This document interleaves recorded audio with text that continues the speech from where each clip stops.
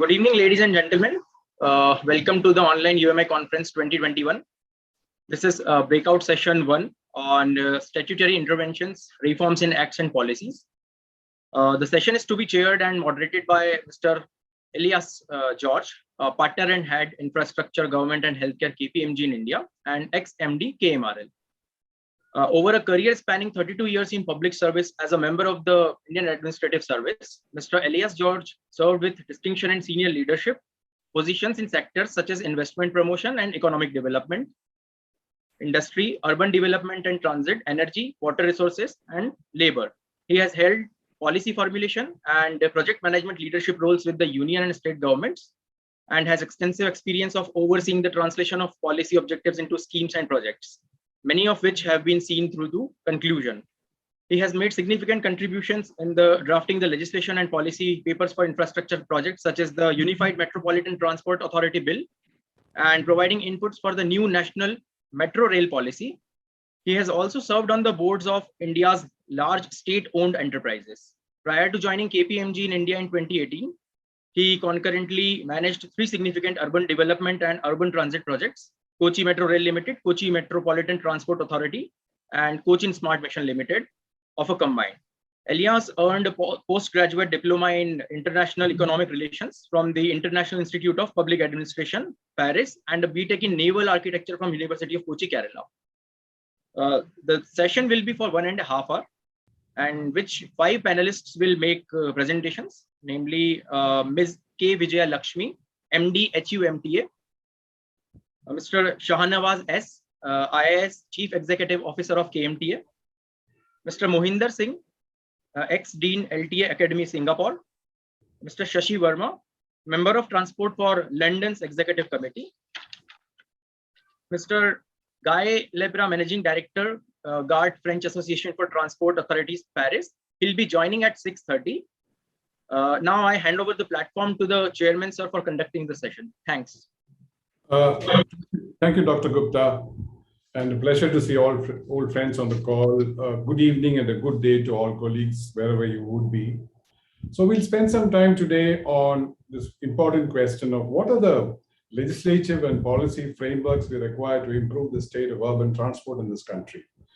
And by way of introduction, I've spent some time in the field trying to do this in the city of Kochi. A very distinguished colleague, Mr. Shahnawaz, who will carry on with the rest of the story. So just by way of an introduction, what is the size of the problem?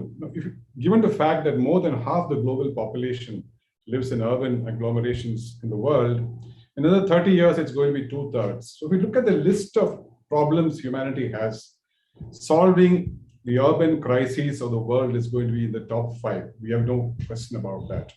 For fixing our carbon emission problem, or the inequality problem, or the crime problem, quality of life problem, everything, the answer lies in improving the quality of our cities.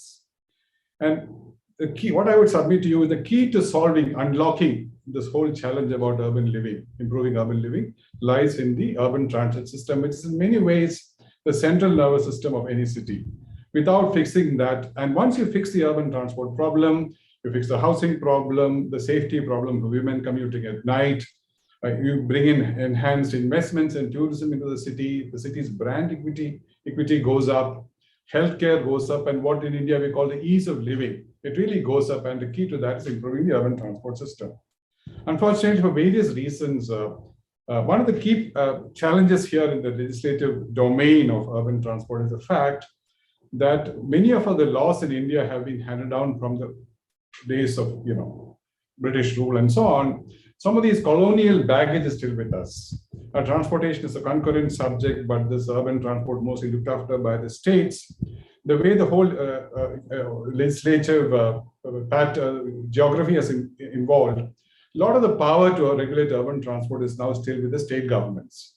And ideally, like the rest of the world, like they do in Europe and other places, in America, the power to regulate urban transport to rest with the city administrations. That's not really happened, which is why many cities like Hyderabad, Chennai, etc., are trying to do what is called a UMTA, Unified Metropolitan Transportation Authority, which will devolve the management function down to the city level.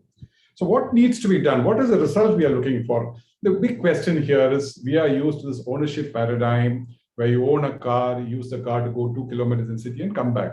The big challenge here is to migrate people from what are called PTVs, personal transport vehicles, to public transport. We know it. In Kochi, when we were trying to do the HUMTA back in the days, there was a staggering statistics. The public transport buses in the city of Kochi consume only 5% of the trips in a day, but they carry 50% of the traffic. That is the kind of road inequality, the lack of a democracy on our roads, which we're dealing with. And the car carrying one chap has the same traffic priority as the bus carrying, say, 60 people. So what are the things we need to fix here? Basically, what are the outcomes we're looking for in terms of these changes? One is, if you want people to migrate from a car to a public transport vehicle, you need to make it commuter-centric. The commuter needs to see the whole thing on his mobile, book his tickets, plan his journey and all. That's point number one.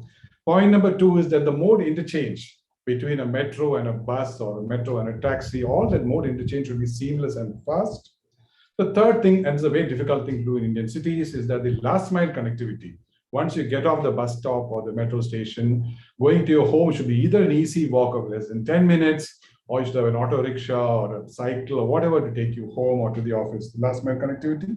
And the last one is that land use has to be integrated with the transit plan, what Shashi, my friend Shashi, has done so brilliantly in London and so on. So these are the 4 or 5 pieces you are trying to solve through the whole legislative and policy framework, which people are going to talk about.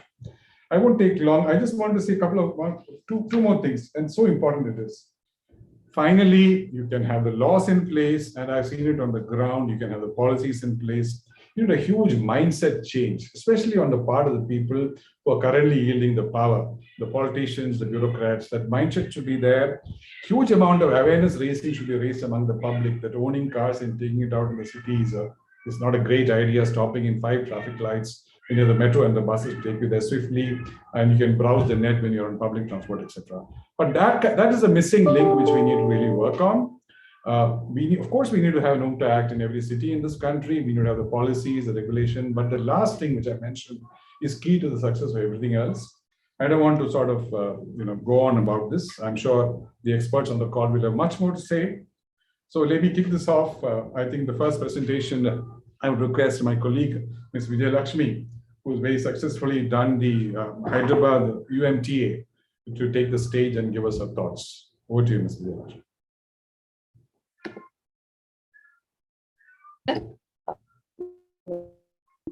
And I will start my presentation. Greetings from Hyderabad HUMTA to all of you. And at the outset, I would like to thank all the organizers of UMI and MAHUA for inviting me to this very interesting panel, which is the need of the hour. And we are covering a vast subject in short time. So I'll try to present this within the given time to us. And before going to the issues, I would like to briefly introduce about Hyderabad HUMTA. It was established under HMDA Act, Hyderabad Metropolitan Development Authority Act in 2008. In conformity with the National Urban Transport Policy 2006. So the HMDA is supposed to be the technical secretariat for this HUMTA. HUMTA is headed by Chief Secretary. And the HMDA Act provides for the constitution of the committee headed by Chief Secretary, and also the prescribes what are the functions and powers. But as like any other HUMTA in the country, so very few meetings have taken place so far. In January 2021, I have taken over as Managing Director of HUMTA. We have a minimum team now. And we have a 2-level mechanism as of now. One is main committee headed by Chief Secretary, and core committee headed by Principal Secretary, so that the frequent meetings happen. This kind of arrangement we have evolved even in Mumbai when I was member secretary of HUMTA in Mumbai. I worked for 30 years in Mumbai. So this is the proposed structure, and this is to reflect the functions of HUMTA, which are basically the planning and policy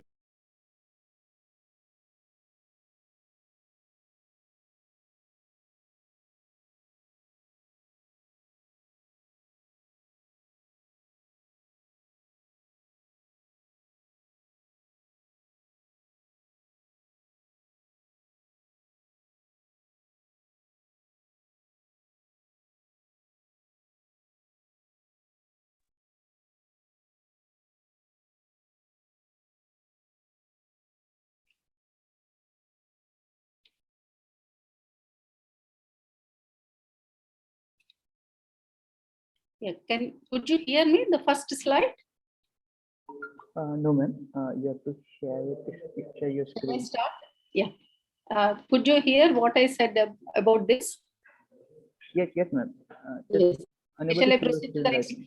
Basically, what I'm saying is UMTA is in place. Now we have a dedicated team. I think Hyderabad is the first city which has a dedicated team under UMTA functioning based on the functions given in the UMTA Act. And these are the functions basically: planning, policy, integration, coordination, funding strategy, e-mobility, non-transport, standardization, safety and security for commuters and public transport system. So what UMTA is doing, in terms of planning, we are preparing a vision plan called a comprehensive transportation plan for the city, basically focusing on the transit priority for 2041. The population and employment is going to double by the year 2041. And we are also into planning of a few projects other than this major transport transit system, new systems to act as a feeder service.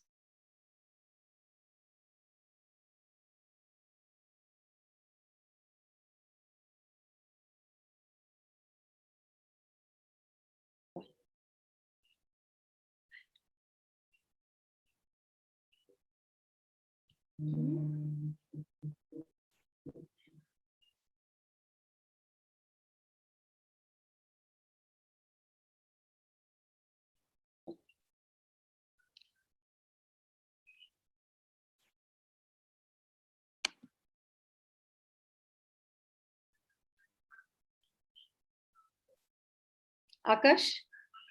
Yes, ma'am. I think there is a technical issue. Can you provide the access to me? For what, ma'am? We can see your presentation and I can hear you, ma'am. Okay, fine.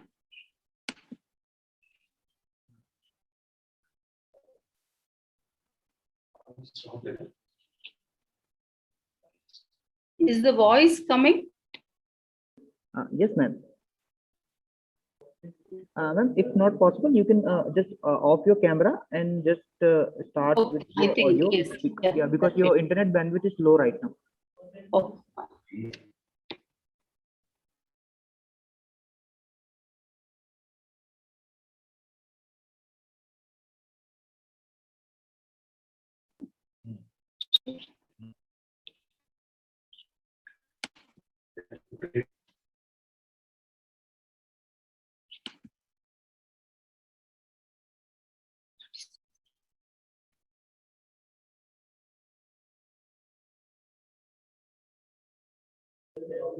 Vijayalakshmi, you can continue, ma'am. No, I will.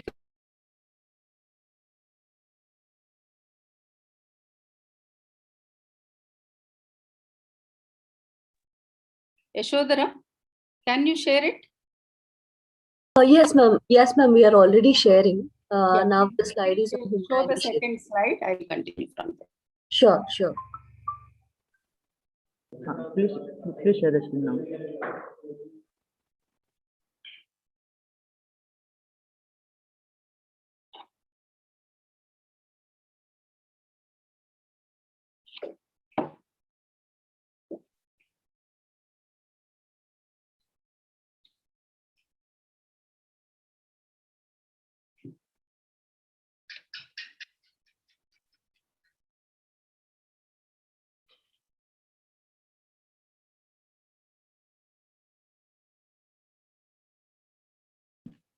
She's sharing. Yashodhara. I'm sharing.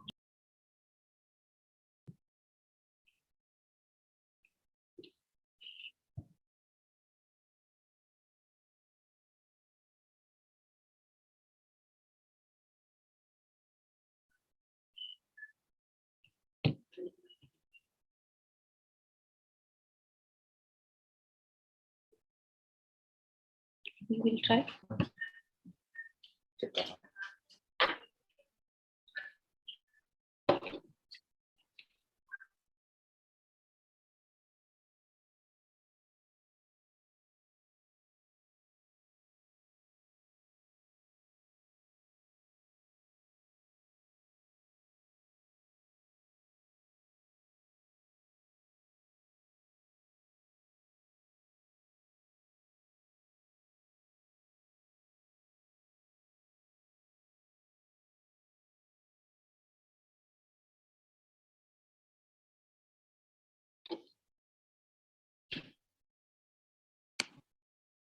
Yashodhara, is there any difficulty? Then we can ask Akash to share. We have shared with him also, no? Ma'am, actually, the screen is on, ma'am. We are sharing the presentation. Okay. Yeah. Oh, I'm not able to see that. Ma'am, actually, there is some connectivity issue from your end, so.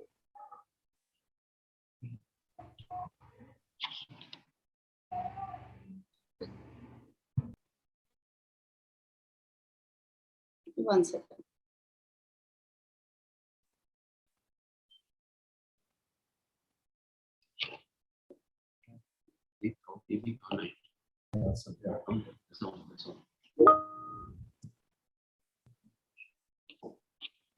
Vijayalakshmi, if I may suggest, why don't we Yeah. go to the next speaker Yeah. and come back to you? Okay.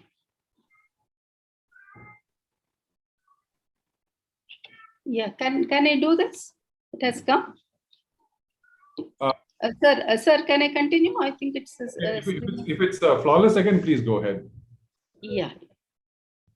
Yeah. Yashodhara?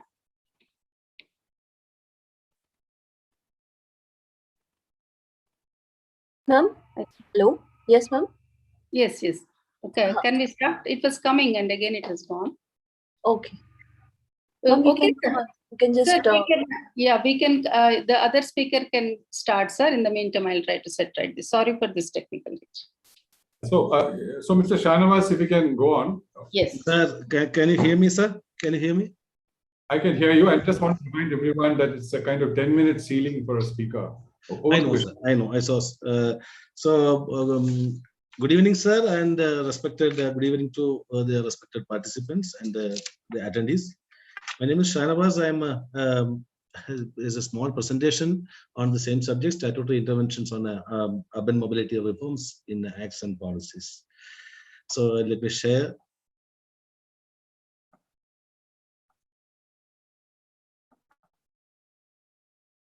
Hope we can see this.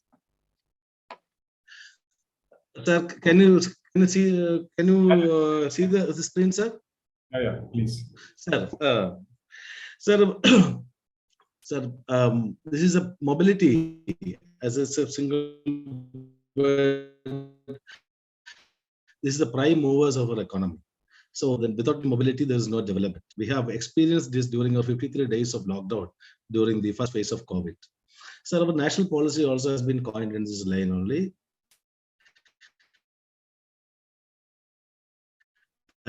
And even though we say that it is citizen-centric, it is integrated and multimodal, it lies only in paper. In fact, the movement of people and goods and development are 23 acts. And I have not written more than 10 because I don't want to increase the size. And I have not included the traffic of a town is being governed by or dictated by the police department only. So to that level, it is a fragmented. That area has been fragmented. Various agencies actually crisscross this area and making it a totally non-integrated one.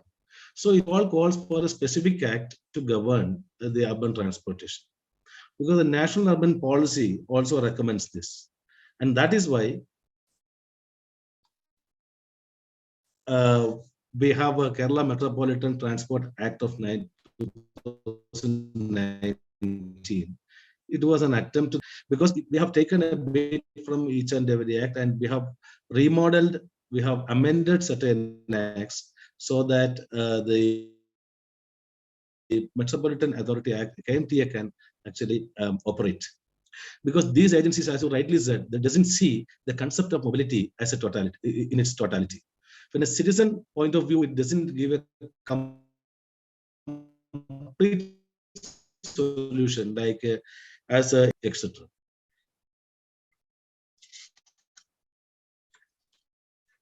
So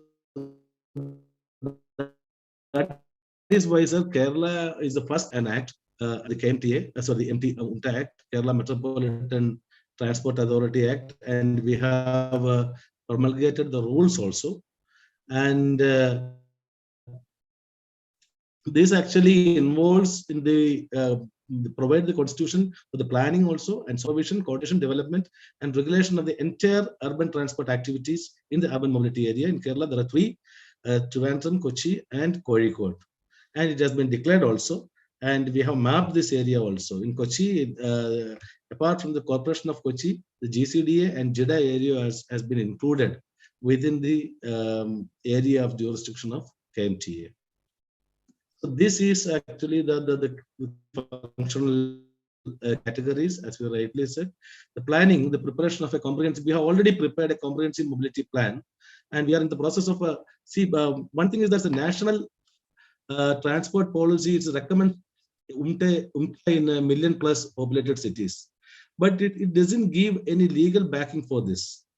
We have already on the basis of what legislation this UMTA should act, and that answer is KMTA in Kerala. So we have given the 6 verticals on which the KMTA can work based on this act. The planning and policies, we are CMP, we have already prepared it. And regarding the transport investment program, how many roads, pathways, bridges, parking slots, signal mechanisms, and other things has to be developed. So that plan is a perspective level of 15 to 20 years, a plan has been prepared, and based on which we have made certain amendments in the act also, not only in the municipality and corporation level, but on a futuristic way, we have even amended the Panchayat Act also, Kerala Panchayat Raj Act also, that stipulates that spaces should be allocated for the transport infrastructure, parking spaces, bus stops, and bus stands also. So in project development and implementation, we have urban transport fund based on by taking accepting funds from levies, fines, and contributions from the state and central government. You are using urban transport fund. The plan envisages the development of all these infrastructures.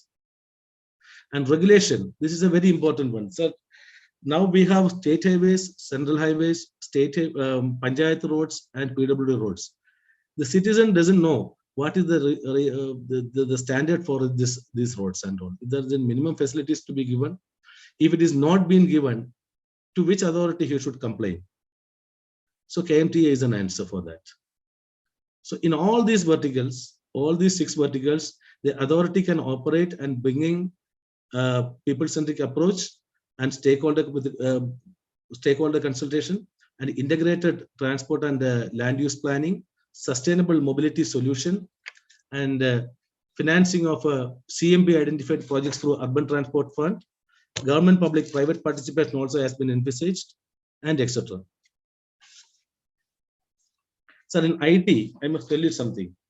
We have got various now in Kochi, for example, we have n number of applications, mobile applications for the mobility space, and it is increasing month by month. These applications are, people need to download all these applications. But now Kerala Open Mobility Network we have introduced, and this is a one-point answer, the one-point center for all these things. The KOMN is a network of mobility service applications built on the same language. For example, sir, if you are sending a mail from Sifi or Yahoo to Gmail, we can send it, but we cannot send a message from Signal to WhatsApp because there's peaks of different languages. So KOMN is a language. It's a language protocol. Any application can be rewritten into this kind of a protocol, so that based on the specification, we can actually download different kinds of. We need to only download one application. We can use different applications also. So specs like the 26 letters of a English language, which is open to all to create words and sentences at the choice of the individual. The applications using this open specifications can communicate each other. Therefore, the citizen need to download only one of the applications for availing services offered by any member of the applications. Sir, in Kochi, we have various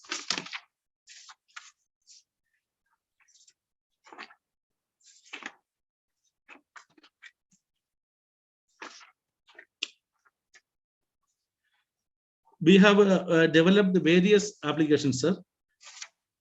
We have OSA for auto drivers, auto taxis, and Yatri for taxis and boats, and Kochi One application for the metro rail, and Pin Park application for the parking. Now, under this KOMN, all will integrate into each other, so that will give an added advantage to the customers and the people. Sir, this is the structure of the KMTA. This is 17 number board, which consists of the chairman is the Minister of Transport, vice chairman is the Transport Secretary. This is the right mix of the people representative and state, district, and city level officials. Because as I said earlier, the City Police Commission also has been made an ex officio member, and the district collector, deputy transport commissioner, district and rural and urban planner with the district officer also has been included, because the planning has to say a lot in the case of this land use and other things. And the CEO of the MTA, mayor of the city, MLAs, and one municipal chairperson also. And also the last line is very important. No other body is having their urban experts from the transportation, planning, law, and finance. So it gives a right mix of people's representatives and the experts and officials in this level. These are our recommendations.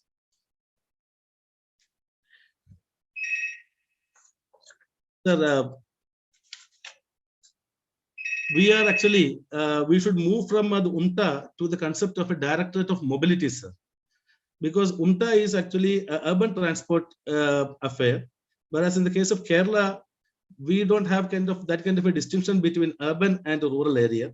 So we are envisaging that at the end of the day, the HUMTA will actually become a directorate of mobility at the state level. And we also envisage that at the national level also, we should have a National Metropolitan Transport Authorities Act also, so that that will give more power and privileges and the ability to act and function under a national act. So we are making this, I'm just concluding this presentation, sir. So this is actually the movement that we have started in the case of urban transport in Kerala. We have the KMTA, and we are actually in the next phase of actually reaching out to the other towns also. And we are also proposing the concept of a mobility directorate, in which entire Kerala will be coming under it, because that will act as a think tank for this the mobility issues in the state, both at the urban and at the rural sectors. Thank you, sir. So thanks, Mr. Shanivas. I think we're very interested to hear what Mr. Mohinder Singh, who's the ex-dean of the Land Transportation Authority in Singapore, which has really done frontline work in this area, share his thoughts with us. So over to you, Mr. Mohinder Singh. Okay. Thank you very much, Elias, for the introduction. Let me start the sharing of the screen first. Okay. Now, like Elias mentioned earlier, many of our acts and institutional structures, in the case of Singapore, like in other cities in India and elsewhere, in our case were derived from the colonial policies that were then in place.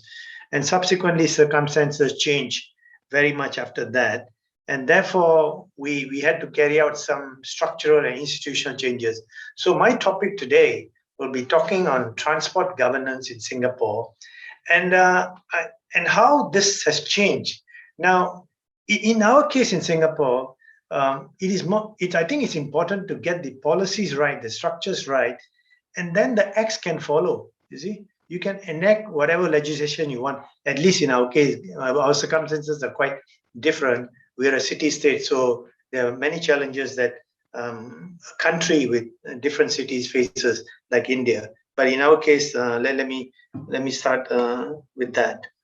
Okay.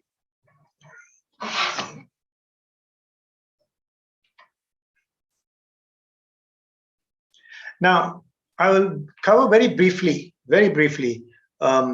our transport policy and system, and then go on to institutional and governance frameworks, and then how these have evolved over the years since Singapore became independent, and where we are now, and what were some of the challenges that we faced, and why we had to make the changes along the way. My apologies. Okay, when our policy is based on making public transport the main mode of transport in Singapore. So in that sense, the government has put in place policies in addition to integration with land use, policies to and infrastructure to on both the rail and road system, the rail and the bus system. In the case of the MRT system in Singapore, we started planning in 1970. The construction started in the 80s, and then we have now a system of about 250 kilometers, and the government is investing very much to expand it over the next 10 to 15 years to about close to 400 kilometers. Likewise, for the bus network, we have a bus system of about 600 buses serving what we call HDB towns. If you have been in Singapore, you know most of our people, 80% of our people, stay in high-density residential town. So we have a bus network which is based on transport hubs, which are allowing for transfer between the different modes of transport. And this network, like I said, is about 6,000 buses at the moment. And we also carry out policies just like London to manage the demand. We have a congestion pricing system. We started in 1975, and then we made it an electronic system in 1998. And it's a system that is a traffic management system. We have a zone. We have a way of doing reviews every 3 months on travel speeds along the roads within the zone and along other roads. We have this ERP system so that we know how to adjust the rates. It's a rather scientific way of doing it. It's a traffic management system. Okay, now let me get on to this topic of transport governance. Now, for governance, the main issues to my mind, I mean, this is from the World Bank. Some of the issues are what level of government should be responsible for urban transport, which sector should lead the responsibility, and what kind of institution should coordinate the actions. And in the case of which sector, for instance, should it come under the Land Use Planning Authority, transport, or there should be a dedicated transport authority? And some of the influencing factors are indicated on the side, which will differ from one country or one city to the other. Now, in our case in Singapore, we have adopted an integrated approach to transport planning, and we learned crucial lessons in the early years because when there were transport inefficiencies manifested, particularly in the public transport system, because of poor coordination among the agencies and poor planning and implementation of plans.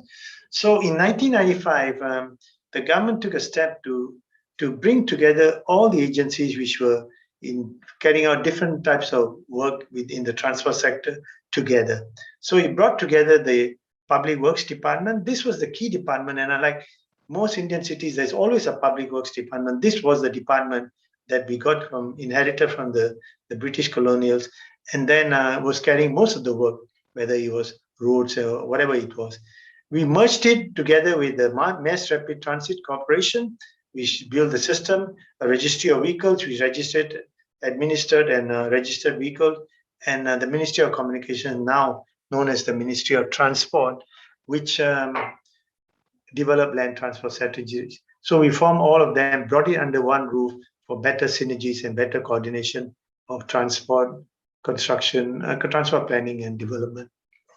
Now, from that point of view, therefore, these are all the functions that the LTA, we call it LTA for short, carries out, ranging from policy, planning, development, management, regulation, and enforcement.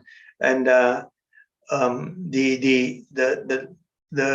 words in lighter blue color are those functions which were added on later, and I will explain why this became necessary to do it. Of course, like any other place, you had to set up a LTA Act in order to enable the Land Transfer Authority to carry out all these functions.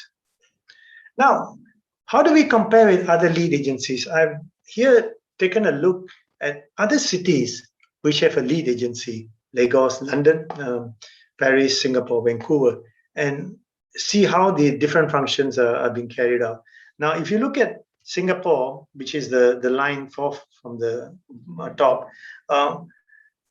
now we carry out all the functions except for setting of fares, which is done by a public transport council, which is reports to the Ministry of Transport, and the operation of the public transport system. And if you look at London, I think we're pretty close there in terms of London, although I stand corrected, Shashi. If my information is not up to date, please let us know. Now, in terms of public transport industry structure, historically, like most cities, we had a bus system. The bus system comprised of a lot of private operators, all run on their own, with very lightly regulated, setting their own fare structure, their own types of buses, etc. So the very first thing that the government did after 1965 was to try and grapple with these buses and to try and consolidate these into operators. So eventually there were 2 operators.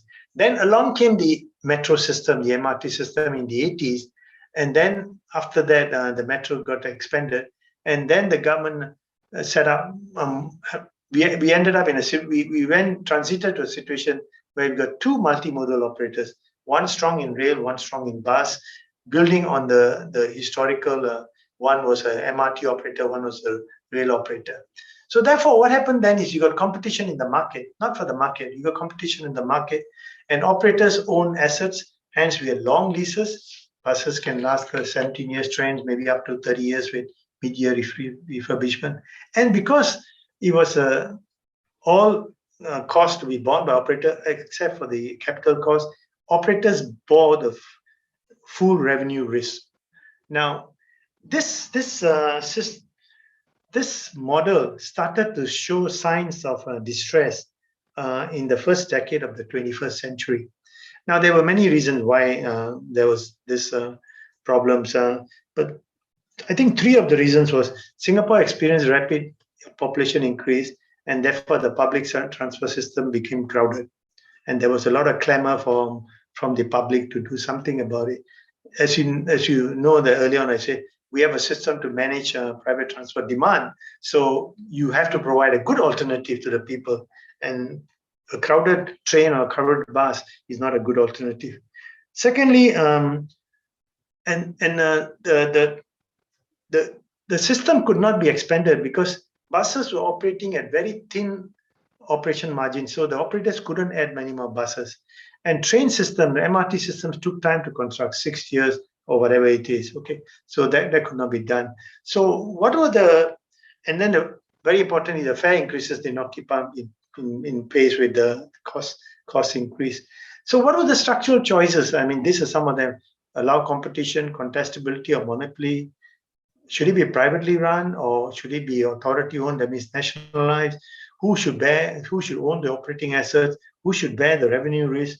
And who should have the share of land value? Although in the last case, typically, traditionally, the government has continued to have the share of land value and not the authority or the operator. So what happened then, how it evolved, was it moved from the old model, in the case of the rail industry structure, where the LTA owns the rail infrastructure. That means there's no change to that. But the license period, instead of 30 to 40 years, got reduced to 15 years to allow greater contestability. And one key change was the operating assets, instead of the operator bearing the full cost of replacing, maintaining, etc., it became LTA owned the operating assets and make decisions on the built up, etc. So LTA had greater control over asset investment decision. The regulatory regime also changed. Maintenance process was no regulator. That was also because in those years, as I mentioned, there were breakdowns in the train systems, and because of that, there was some investigation done on which would be a better way to go. Revenue risk, LTA now shares in the revenue risk. So that was a model for the rail industry structure. And how the bus industry structure, it transited to a bus contracting model.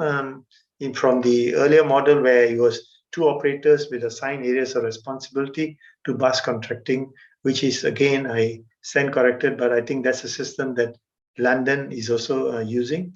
The fares and service standards were regulated by a public transport council. And like I mentioned, there were 6,000 buses and over 280 scheduled services.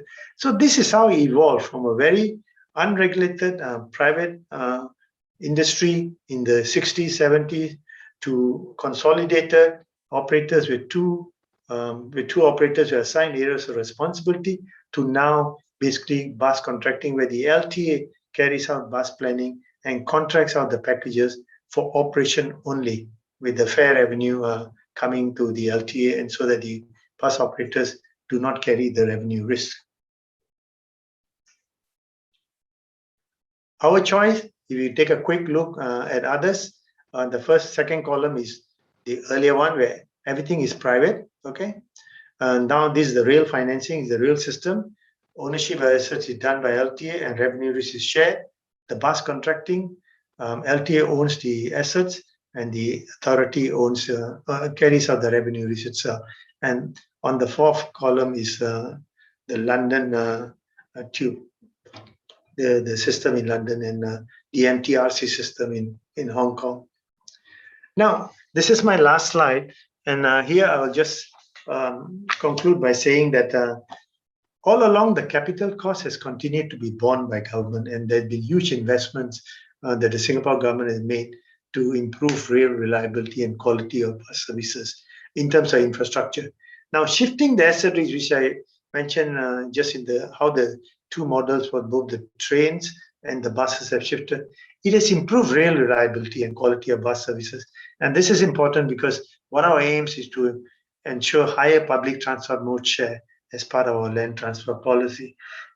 However, as you would appreciate, the improvement has resulted in deteriorating financial sustainability in terms of operating subsidies.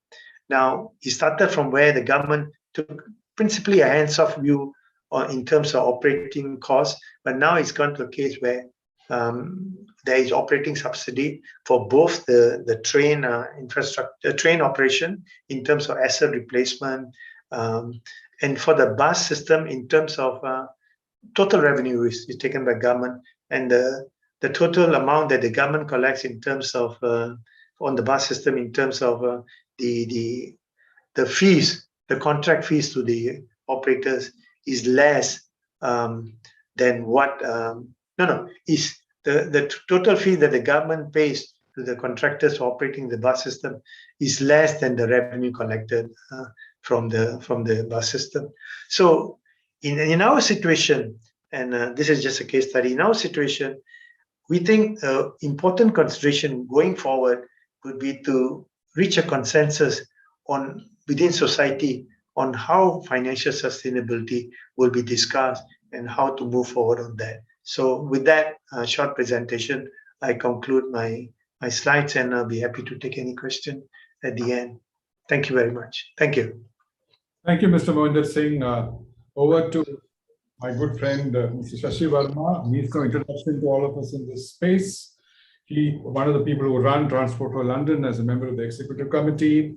He's also responsible as the director of strategy and the CTO. Done stellar work, one of the key people behind the world famous Oyster card, done a lot of land development around the transport development, revenue collection, and so on. Over to you, Shashi. Good to hear from you.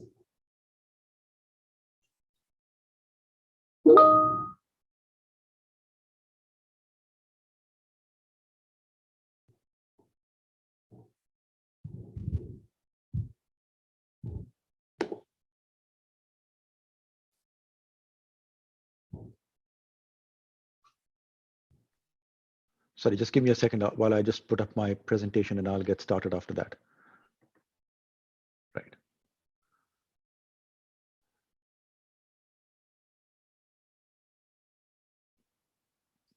Thank you. Okay, so I think you can probably see my screen now. Let me get started. And thank you very much, Elias, for that wonderful introduction. I'm going to keep my presentation very simple because I could talk for many hours about what we do in London. But I think the real question here is what lessons can be learned from what we have done in London or indeed in other places around the world to be implemented in India. And let me just focus on that. So one of the big lessons of what we have learned of all of these years is that it's very important to have integration of responsibility and accountability for all transport activities. And I've just said out there, a single transport body responsible for all aspects of transport, including public transport. But critically, when we talk about public transport, and this world consists of people who are public transport professionals, we forget that the integration between public transport and road transport is also important. And particularly if you're a bus operator, not having that integration between road transport and everything else that's going on the road is a real detriment to the operation of cities. And I think, Elias, you pointed out right at the beginning that buses in most cities consume a very small proportion of the road space. 5% is not unusual, and end up carrying 50% of all the road traffic. So integration between public transport and road transport therefore becomes very important. Walking and cycling has to be integrated in this as well. In India in particular, planning is very car centric. Sometimes planners will give a bit of space to public transport, but the role of pedestrians, for example, is completely ignored. And you have to remember that every public transport journey starts or finishes with a trip or by foot. And again, Elias, you mentioned at the beginning, we talk about the last mile connectivity. If the connectivity that's needed at the beginning and end of journeys is only a mile, then you don't need auto rickshaws or anything of that kind to provide that connectivity. It is a walkable journey. A 10 or 15-minute journey is a walkable journey, but it's not walked by people like us because the facilities for walking do not exist. And we forget that a large amount of our, large proportion of our population is actually walking, but they don't have the facilities. So actually integrating that into the responsibility for transport becomes very important. Looking at the environmental consequences of transport also becomes very important. But critically, and I think Mohinder Singh said this as well, it's not just a short-term operation. Thinking about long-term planning for transport is a critical factor of what a transport body has to be responsible for. Now, I've mentioned separately there that there has to be close integration between land use planning and transport planning. In London, we have integrated that as well. It's usually quite difficult to integrate transport planning and land use planning, but there has to be very, very tight coordination between the two. Now, what happens if you don't have this single responsibility, it's a single body with this responsibility? Well, the consequences of that are visible everywhere around the world. I mean, they're visible in pretty much every city in India. The cost of fragmentation is that many things that should be easy to do just do not happen. All of you are familiar with this, so I don't need to point this out myself, but all of you are familiar with the fact that there are multiple transport bodies in any city in India.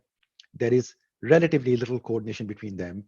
And the day-to-day frustration where these agencies rub up against each other are visible to everyone. So I don't need to point that out. I will say, though, that the attempt to create HUMTAs is a good thing, but with some caveats. It's important to think about the HUMTA not just as a coordination body. And I was very encouraged by the presentation from Mr. Shanawaz, because that's exactly the sort of direction that we need to head into. But it needs more than coordination. It needs more than just a convening power where the chief exec or the chairman of the HUMTA can bring multiple bodies together. It requires real integration, and real integration comes from having planning powers, but also from having financial powers.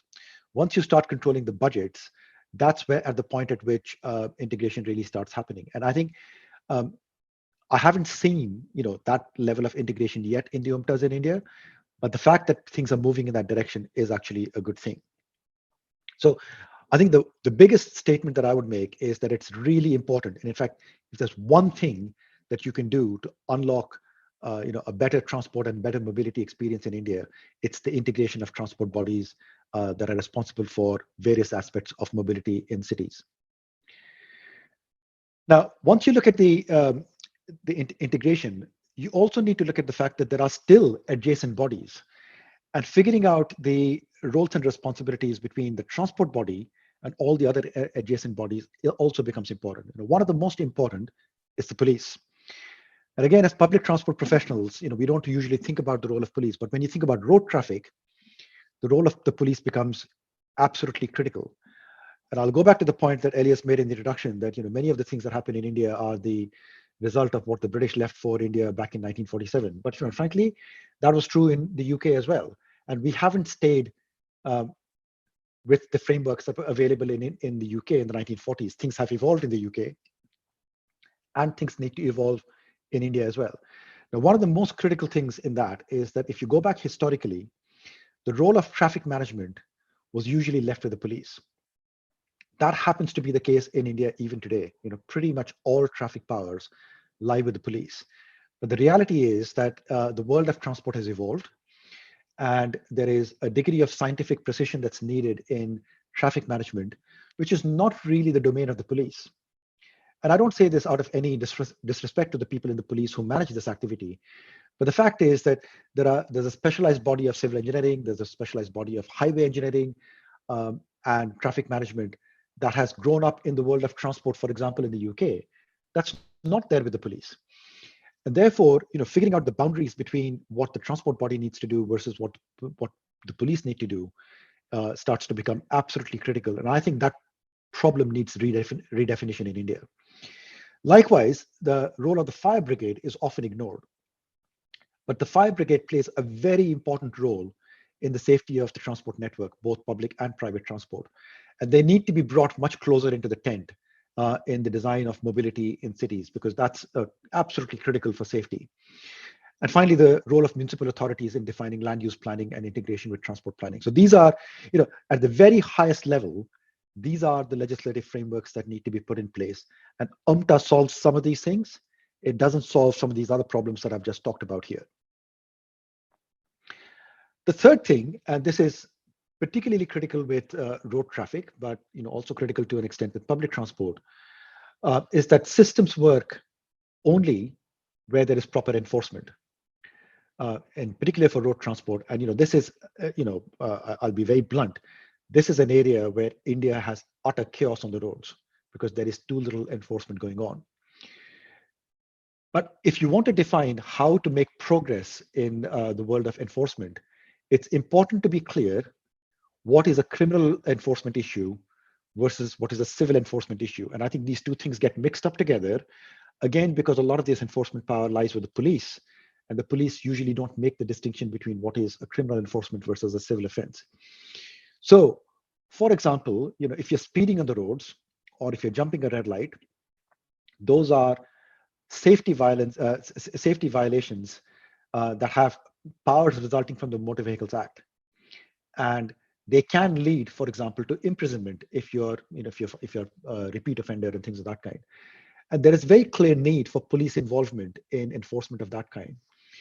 But there are other types of enforcement, for example, parking, which is also something that's left to the police in India, where it's not a criminal offense, and it's not clear why the police should be in charge of that kind of enforcement.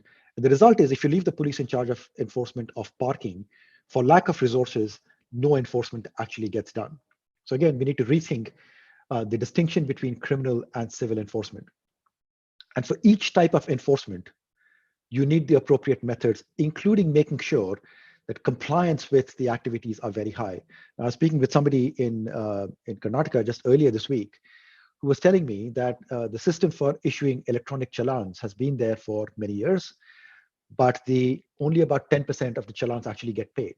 And there's no mechanism to figure out what to do with the challans that have been left unpaid. And actually having a mechanism of enforcement of that kind, where there's widespread non-compliance, is a real detriment to the entire system, because people lose trust and faith in that system of enforcement. And then there are regulatory challenges. One big thing is fares and the sort of cost regulation, if you might want to call it, for public transport, where you have to be clear about who is in charge, what's the process for setting fares, and especially coming up with mechanisms where those decisions are not so discretionary that the regulated entity or the entity that's earning the fares has no confidence in that method of regulation. Now, unfortunately, I'll have to point this out. This is the case in India. If you're a bus operator, you have no confidence that the political authorities in charge of setting fares will do the right thing. Mohinder Singh kind of set out the example of what the PTC does in Singapore. There are similar mechanisms in Hong Kong. There is a more political process in the UK, but it is still set in such a way that fares are revised every year. In the UK, it's not formulaic, whereas in Hong Kong, it's very formulaic.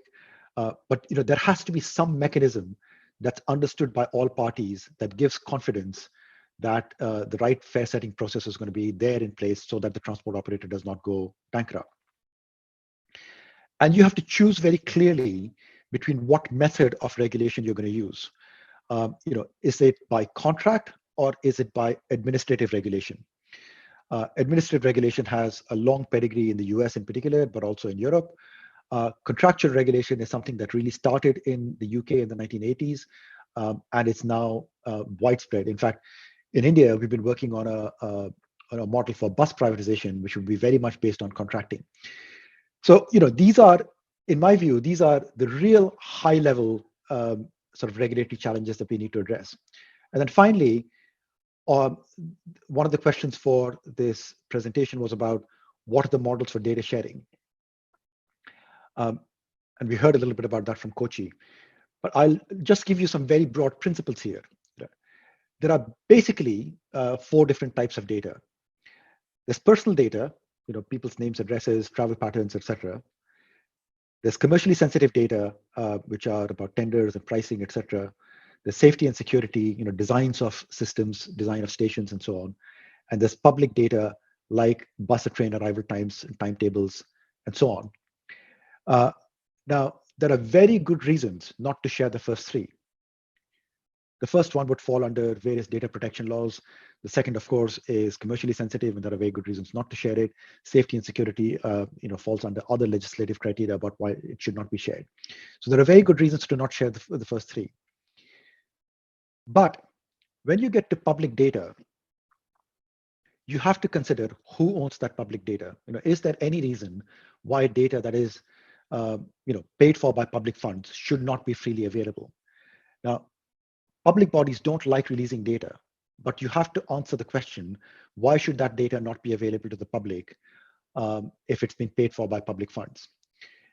And you'll be well within your domain to set terms and conditions for how that data can be used. So, we have, for example, a use but not misuse policy. For example, you cannot pretend if you're building an app using our data to be Transport for London. But with, leaving aside constraints of that kind, you're free to do what you want. So that's kind of the basic framework that I just wanted to set out. I'm happy to take questions later on about any of these, but rather than talk about in great detail what London does, I just wanted to set up the principles around which governance frameworks ought to be set up. Thank you, Elias. Thank you, Shashi, for that very, very incisive presentation. We'll go back to interrupted presentation of Vidya Lakshmi. Over to you, madam.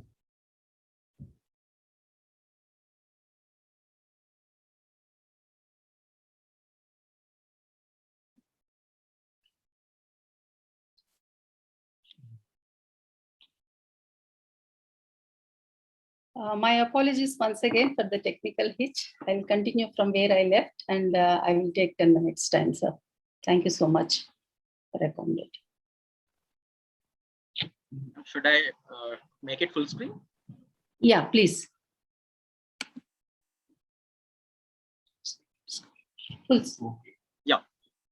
Yeah, can we go to the 3rd slide, please? Next slide. Yeah, we were here, stuck up here. I'll continue. Go back to 1 slide, please. Okay. Oh, yeah, here, please. Yeah, like I mentioned earlier, we have been doing, we have prepared a comprehensive transportation plan for the year 2041. And right now we have only 69 kilometers of metro and 46 kilometers suburban system, which is called MMTS. But we have a plan for 450 kilometers of metro and metro neo, metro light network and MMTS. And we are also planning some exclusive or dedicated bus lanes of around 350 kilometers. Along the Hyderabad corridors, and some more systems like ropeways, new generation tramway, metro neo, metro light in growing areas, and ropeways, And personal rapid transit system as a feeder service, we are planning some of these corridors. Right now, DPR studies are going on. And when it comes to integration of all these transport systems, we are right now working with Metro, how to enhance the last and first mile connectivity to enhance the ridership, and also working towards common mobility card in conformity with the NCMC. And with regards to the funding, we have just started the creation of Urban Transport Fund under the HUMTA. The process is started.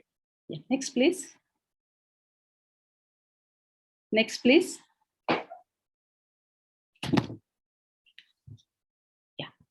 Now, in addition, we are also coordinating on various other modes of transport, like electric mobility. On behalf of MEIUD, we are the nodal agency to provide lands for electric vehicle charging infrastructure. We have given land for 138 charging infrastructure. Now it will be ready in 6 to 7 months. And we are coordinating about with the traffic police and Greater Hyderabad Municipal Corporation with respect to the mitigation of congestion areas on priority basis. And also we have prepared 200 kilometers of cycle track network.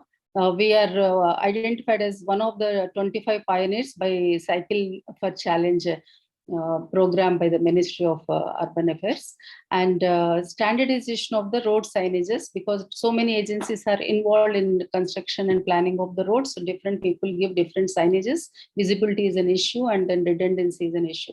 So we are trying to address this issue. And Hyderabad is the Telangana state, in fact, has the largest number of CCTV cameras for the safety and security of the people. So we are coordinating with transport systems authorities for installing CCTV cameras in transport system within buses and the terminals and stations, etc.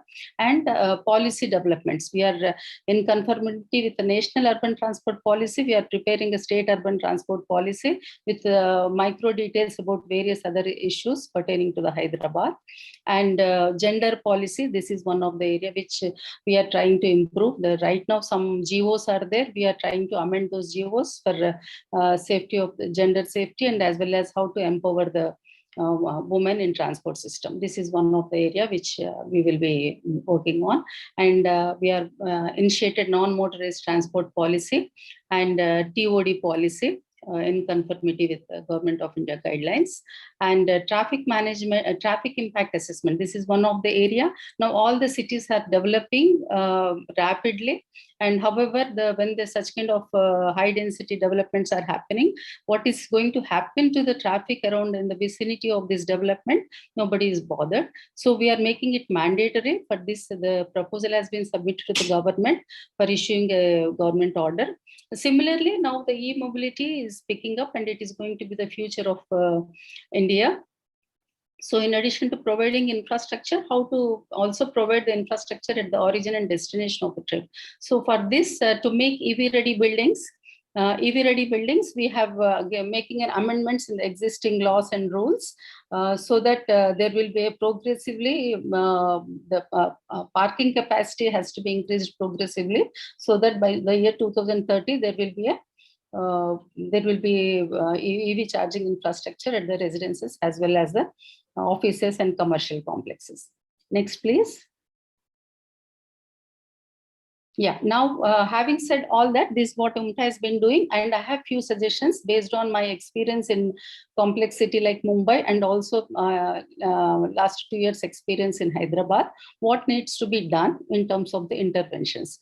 So creation of HUMTA as per 2066 NUTP policy, and in all the million plus cities, now more than 50 are going to be more than 50 million plus cities are there, but hardly around 8 to 10 cities have HUMTA mechanism in some form of other. Mainly it's in the form of an executive order with a committee, other than I think Hyderabad and Kochi. So this has to be empowered, and I feel a representative of Mahua should also be on the committees, so that any proposal going to the Government of India can be straight away here, the approvals can be expedited. And all the, like Mr. Sheshwarma said, in India, by default, traffic management is taken by police, but actually it should be part of the ULBs. And there is none of the ULBs other than few development agencies like MMRDA and probably SIDCO and some other, very few. We don't have traffic and transportation units in ULBs. This has to be, is the priority to take up. So how to make this mandatory? This is one of the things, because now for some reforms, MoHUA insist as part of metro policy, HUMTA has to be there, urban transport fund has to be there. But then creation of this earlier for JNURM, this was included, I remember. So this has to be enforced. Unless these ULBs are equipped with transportation professionals, cities are not going to get benefited in terms of traffic management. Even I would say that even traffic police also, there should be some traffic engineers, because they are having in Hyderabad, especially ITMS is provided in the traffic police control center, but there are no traffic engineers there. So they are not able to utilize the benefit of the facilities available under ITMS. So, and the creation of UTF. So after institution, we need funding. So how do we create UTF? There are various sources identified. So the legal framework has to be provided for all these this thing, unless there is a dedicated urban transport fund under HUMTA, then we cannot allocate funds for the transport infrastructure. Each agency will do according to their priorities. So prioritization and allocation of funds would be with the HUMTA. Then demarcation of roles of various stakeholders clearly. That is one of the things. There is always an overlapping responsibility. This has to be clearly demarcated. Then the fund allocation by HUMTA on priority. Then another important suggestion, as of now, we are seeing HUMTA is under development agency, or in the form of committee. So I would like this panel to deliberate, or I would like MoHUA to discuss seriously in the current situation of change in the travel pattern because of COVID or anything. So should there be an independent HUMTA with empowering them in terms of the administrative powers and financial powers, or it should be under a development authority? If it is going to be an independent HUMTA, then there has to be bill. Accordingly, the legal framework has to be done. Next, please. Yeah, some functional interventions are also needed. HUMTA, according to Hyderabad HUMTA, we have the powers to give approval to traffic and transport projects. So this is not happening right now, but this has to be, this kind of thing has to be enforced. If we are giving the funding to all the projects or allocate the priority projects, then the traffic and transportation projects have to be approved by HUMTA. And urban transportation traffic management has to be mandatory function of the ULBs. Mr. Shashivarma was mentioning this. Now, I don't know, all the ULBs have this mandatory, they have discretionary function.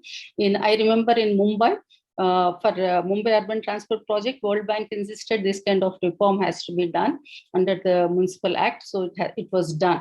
So like that, all ULBs, they should be the mandatory function. They should have the budgeting for the transport infrastructure, not only road development, the other transport systems, footpaths, cycle tracks, bus stops, bus shelters, exclusive bus lanes. All these need to be under ULBs. Now, every city is preparing comprehensive transportation plan. So where are we going? After preparing comprehensive transportation plan, even if we share with ULBs, they according to their priorities, projects are being implemented. There is no integration. The corridor which has been identified for the metro, there will be series of flyovers. It's like a roller coaster on that particular road. So how do we correct this? This is also one of the important. For this, I feel that the CMP or CTS, whatever is prepared, has to be integral part of the master plan. So then it has to be made mandatory for all the agencies. Then only the meaning of the usefulness of CTS will be realized. I'm happy to announce that the updated CTS of Mumbai, which I was involved right from the beginning, the report has been publicly launched by Honorable CM of Government of Maharashtra yesterday. So that means the significance and importance of has been made public. So this is very important step. I remember that though it is made public now, the CTS recommendations, the right of way requirement for metro stations, metro corridors on the particular roads have already been incorporated when the development plan has been under revision. So same thing has to happen. CTS, CMP have to be incorporated in the master plans or when they are coming up for revision of master plans for development plans. So this is one. And then at macro level, we are working towards passengers and all in CMP and CTS, but freight traffic is rarely given attention in that. At macro level, we are identifying some kind of terminals, and we are not addressing at micro level. So the ministry is advocating now on smart urban freight management, and also MO Ministry of Commerce and Industry is advocating on city logistic plan. There should be an integrated plan for this, which has to be made mandatory by all by the ministries. Next, please. Yeah, now legal frameworks. So we need to, for the facilitating of e-mobility and EV ready buildings, like Telangana did amendments to the building bylaws or the DCRs to make the EV ready buildings. We have to prescribe like international cities or Government of India guidelines. We can move forward with some particular percentage of the parking capacity should be for EVC to be provided with charging infrastructure, and it can be gradually enhanced with a proper threshold by the year 2030. Then Metro Rail Acts, they are coming from the Railway Acts, and they do not have provisions for public-private partnership projects. So this we have been discussing for the last 10 years with all the Metro Rail Corporation and the ministry. Extensive deliberations happened and a lot of suggestions have been given how to incorporate the PPP projects provisions in the acts. And then there is a draft bill prepared combined for construction as well as the operations. And we are yet to see it to become a reality. So this will safeguard even the concessioner as well as the concessioning authority. And also for the future PPP projects, it will provide some platform to us. Now, as I mentioned earlier, we are planning ropeway and PRTS in the city. Similarly, ropeways are coming. I have planned when I was in Mumbai as a feeder service to metro. So that has got good response. There is a developer came on PPP, but this ropeway should be part of metro rail, or it should be a state subject, or there should be separate act. This also needs to be looked into. And if they can be as part of Metro Rail Act, because they can be considered as a guided systems, these things also need to be incorporated in the definition of Metro Rail before the amendments are done. So this has to be done on priority. Then a lot of resources have been identified under Urban Transport Fund, like increase in development charges, cess on stamp duty, or one-time cess on additional vehicles, and like that, TOD and additional premium on FSA. All these things can be looked into, and they can also be, we can have a legal framework for all this, so that this revenue can be generated to Urban Transport Fund. In fact, in Mumbai, we have worked on this, and we are realizing the fruits of it. This is one of the suggestions for legal framework.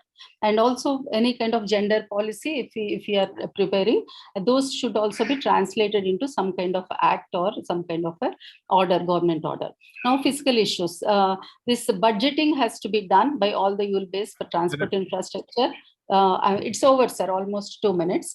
Then funding to be shared. All the transport infrastructure right now, we have a equity participation by Government of India and the government of state governments. But I propose that even the ULBs, whatever extent they can support this, they have to participate in the providing this transport infrastructure based on this principle. For Warangal Metro Neo, Warangal Municipal Corporation is contributing 10% of the cost towards Metro Neo. So this is very much in practice in all developed countries. So we similar kind of mechanism we can evolve. Then access to the state government. Now, how do we are taking loans? We are taking loan through central government. We can have some threshold for the infrastructure. So beyond which it can go to central government, below which state governments can directly access funds from external agency. This was I discussed with some of the funding agencies. They are ready to do this because they are doing this in other countries. Our Indian policy, government policy doesn't allow this. So this is one of the things which we can look into so that we get some kind of financing from other sources. Next, please. Yeah, right of issue. Like I said, we are saying metro policy says up to certain ridership, we have to go for a BRTS. Beyond that, we should go for LRTS. Beyond that, high capacity metro system. But we are not looking from the supply point of, from the road infrastructure point of view. Road has to be wide enough. At least I suggest 45-meter right of way should be there in future in all the growing for the arterials, major arterials, so that there can be service roads. All road users will get their equivalent share. Otherwise, there are no footpaths, there are no provision for cycle tracks or the safety, there is no exclusive bus lanes. After exploring all these bus lanes, dedicated bus lanes, BRTS, at-grade Metro Neo, at-grade Metro Light, then only we should think of a high capacity metro system. I don't think other than Delhi, Mumbai and other metropolitan cities, nowhere the PHPDT will cross 25,000 in near future. So this again, here also comes the integration of land use and transportation. This is what my suggestion is. And priority for pedestrians and cyclists. Our thinking has to change. Next, please. Yeah, data sharing, I will skip this, sir, because others have spoken. We should have an integrated data, and I recommend a regional transport information system under HUMTA to be prepared. And the data has to flow from all the agencies. They can be again provided access to the limited thing.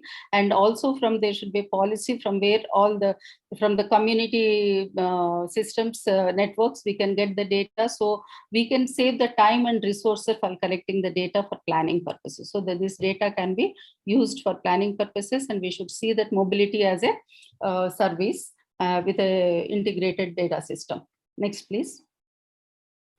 Yeah, sir, this is the last slide. I'm concluding. So we need to decide about the type of HUMTA, and it should be empowered with legal empowerment as well as the financial empowerment has to be there. And all the UTF sources should be, we should have a legal framework. And they should be based on these micro and macro issues, which need to be addressed in terms of because of the COVID or because of the urban mobility scenario. We can look into all these issues and we can distinguish which belong to the state laws, which belong to the central laws. Accordingly, the committee can prepare an action plan and recommend to the government. This is my submission. And other areas which we have to look in, after a city like Delhi already has nearly 400 kilometers of metro network. So once this public transport network is increased, we should think of congestion pricing like Singapore and London. That is one. And then in future, fare setting and the uniform fare also need to be thought of. This is the one thing. And finally, the mindset, like Mr. George said, has to change. Now the priority that like our speaker in inaugural, Mr. Daniel said, the traffic pyramid has to be reversed now. The priority should be pedestrian mobility, cycle mobility, buses, then shared mobility, and to the others. If we allow, if our policies, goals, objectives, and legal frameworks are in conformity with this revised priority, then we will be achieving the seamless travel for all modes of transport. Thank you so much. I'm sorry once again for the technical glitch. Thank you, Ms. Vijayalakshmi. We have the last speaker of the day, Mr. Guy Lebras, and I hope I've got the pronunciation correct. He's the managing director of this very interesting organization, which pulls together the elected transportation officials from a variety of at the national and the European level. It's called the Group of Authorities Responsible for Public Transport. Very interested in hearing from you, Mr. Lebras. Over to you. Okay, thank you very much. I am very happy to be with you today. I am very sorry because I was informed of your conference very late, so I have not been able to prepare a presentation with your framework, but I have one. Did you receive it, or it is possible for me to share the screen?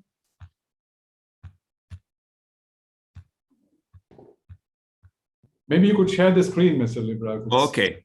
So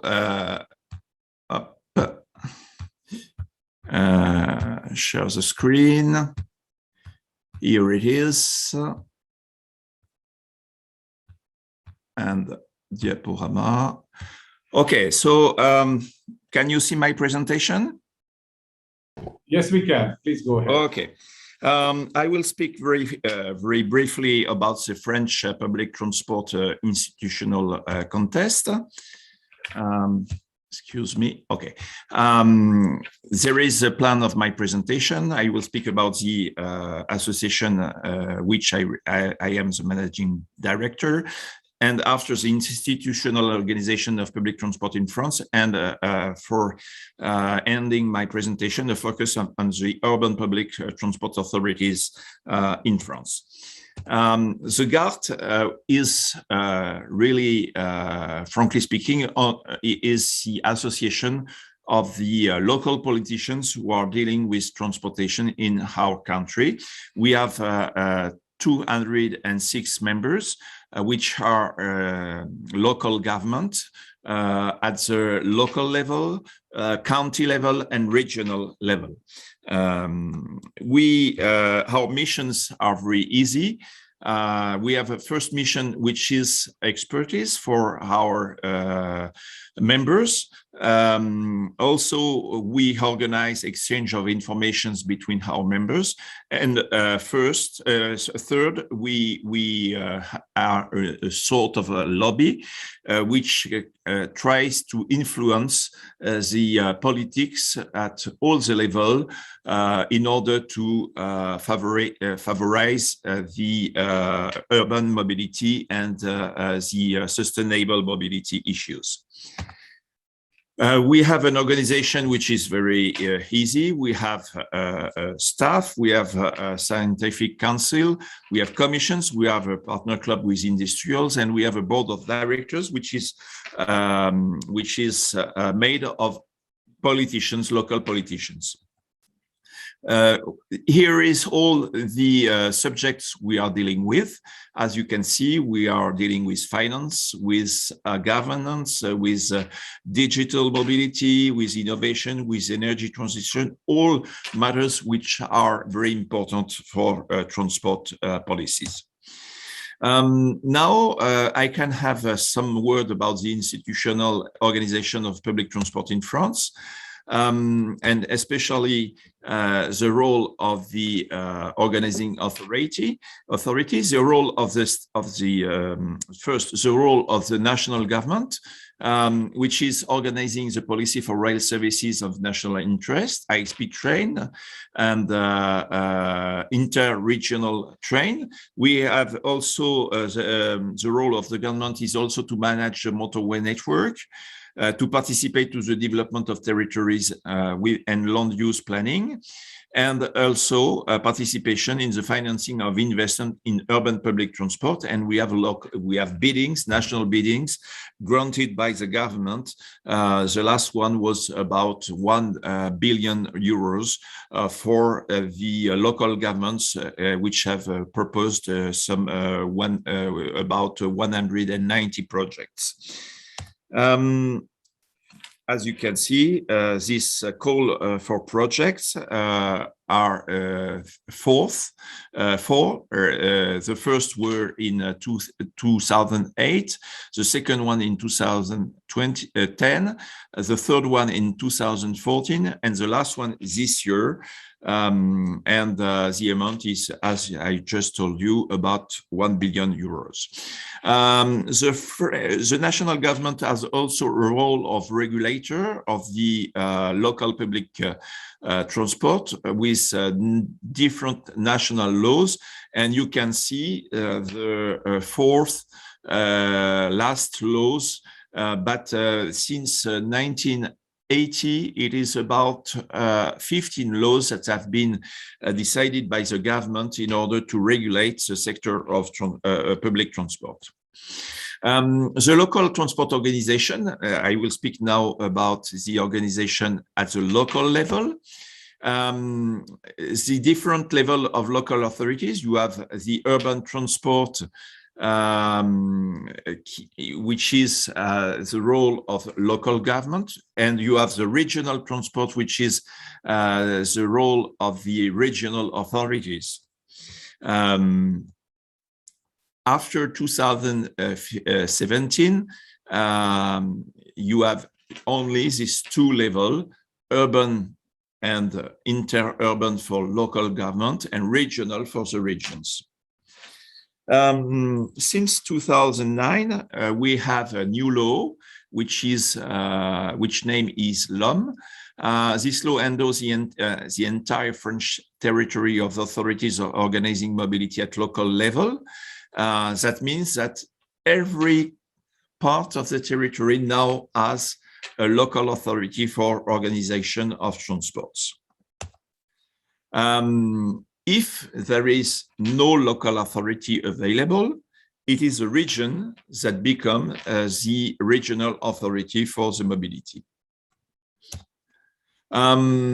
We have a specific organization for the Paris region, which is always managed by the region Île-de-France. It is not the Paris city, it is the region of Île-de-France. Also, I can have a small focus on urban authority in charge of mobility.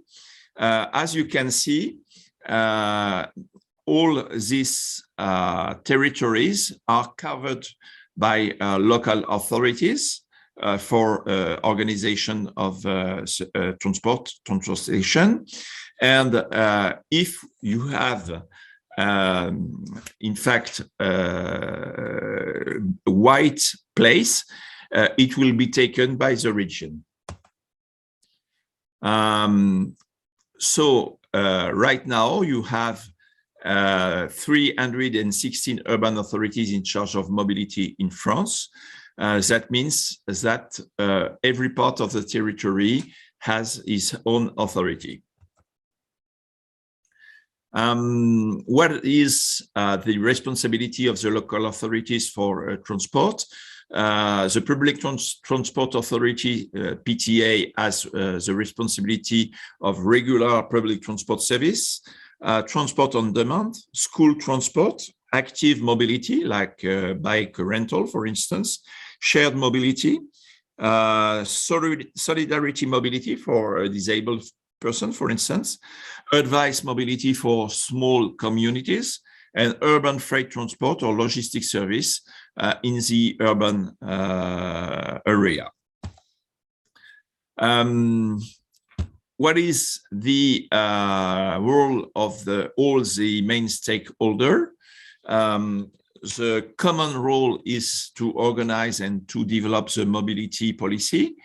It is a discussion between politicians, local authorities, a public debate, citizens, and also you have contracts, public service delegation with public or private operators.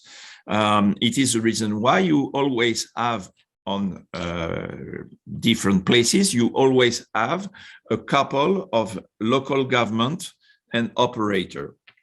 And the operator is under contract with the local government. You also have different level of decision in the local transport. The strategic level is politicians, political level. The tactical level is defined by the local authorities, and the operational level is decided by the operator in contract with the local government, as you can see on this slide. Some conclusion. A national government in France, we have in France a national government with important regulatory and prescriptive missions. And at local level, local and regional mobility organizing authorities, they have a lot of responsibility also at the local level. We have various challenges facing the local authorities, which are the financing of the mobility. And with the sanitary crisis, with the COVID, we have strong issues about financing for the local authorities. We also have a very important issue about the energy transition. Do we have to transfer all the fleet to gas, to electric, to nitrogen, hydrogen?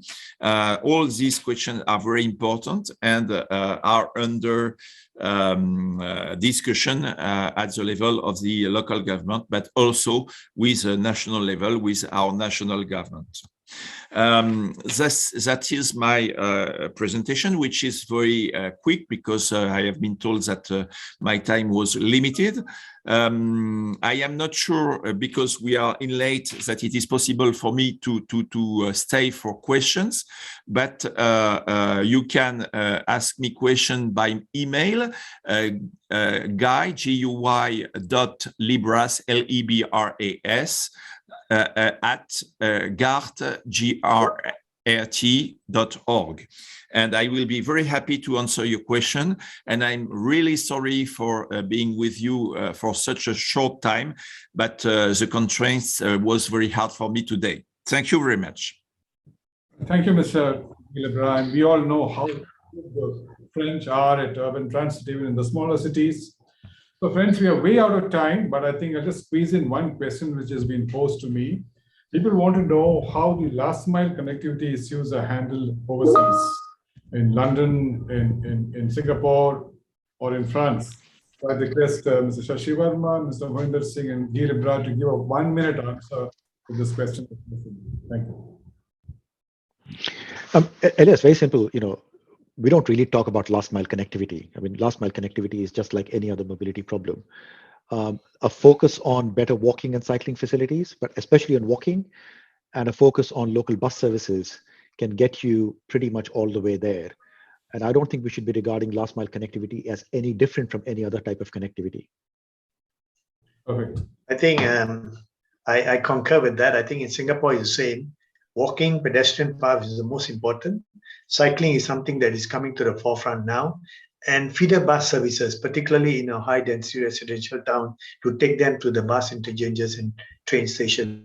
Yes, these are the ways that it's been done in Singapore. Thanks, Mr. Mohinder Singh. Mr. Gilebra, you have anything to say on this?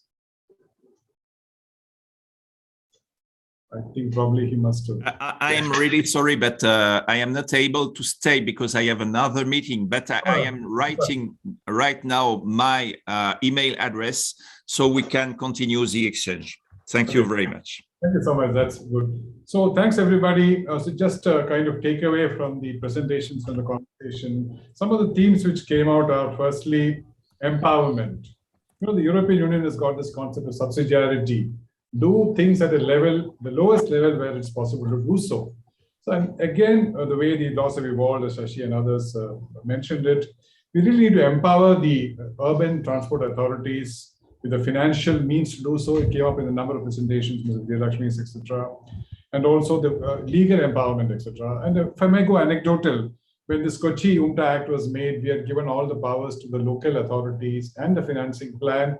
But it went to the state government, you would notice that the chairperson is the Minister for Transport, Secretary Transport, etc., which is really not a model worth emulating for the rest of the country. So I know every city is going to come up with HUMTA over the next couple of years. It's something we really have to learn from. Secondly, also, this one of the themes very key is the integration with the urban development and the land development plans, which often, again, the way the laws have evolved in India, there are 2 separate compartments. It's very difficult to integrate them. Hyderabad is doing a valiant effort, Ms. Vijayalakshmi mentioned it. Kochi also, some efforts are underway, I know that. And this is something we really have to do by integrating the regulations, the policy, and also the people who are involved, who would be willing to give up some of their powers and functions to make this happen. Then, of course, one very important thing which was mentioned also was you need to have this, if you want to migrate people to public transport and reduce the pollution footprint, etc., you need to have disincentives for personal transport vehicles in cities. London has this astounding congestion charge. Singapore, the masters of it, etc. And in India, it is done in a very ad hoc manner, etc. This is something that we learn from. Then, of course, traffic enforcement in the urban area is different from a highway enforcement, which the police may do. That is something we need to work on. The short point is that the whole thing has to be sustainable in financial terms. One of the things we are seeing in India, the story of rapid transport systems in India is about 10, 15, 20 years old. One of the things is that even the newer MRTS systems are reaching the end point of the sustainability in terms of profitability, etc. And this is something which can be done only by taking a larger view of the entire transportation piece. On this note, I'll close. Thank you for the very distinguished panelists on the panel today. Thanks everyone for listening in on this Friday evening, and good luck to everyone. Thank you. Thank you. Thank you. Thank you. Thank you, sir. Thank you so much. Thank you.